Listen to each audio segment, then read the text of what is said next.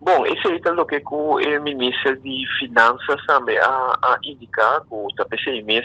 durante o período ela pediu para por bínico e voorziening aqui para por reduzir combustível com 24%, pero a calculação na modificar até o fim de dezembro, pero tem workgroup que cada 3 lunas lo queda evaluar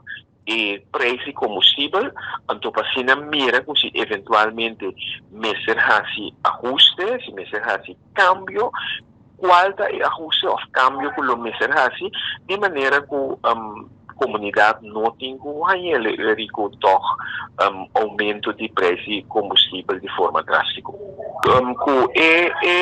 Decisão para a proporção, mas que era quando não tem nenhuma fração do parlamento com nota de acordo para nós aprovar e ter que fugir aqui para pôr barra preço de gasolina com 24%, para sobretar algo que seguro lo tem efeito que a comunidade lo sente, na minha vista, é alívio de 24%, para sobre se, por exemplo, nós comprar nos preços de combustível mesmo, nos preços de gasolina, agora que o segundo está 2,81 para litro, na Aruba e acaba, e preço de gasolina está 2,91. Então, se nós vai barrar nos gasolina com 24%, isso significa que nós vai cair preço de 2,6 algo, 2,63 ou 2,64, se me nota equivocar, para litro. Então,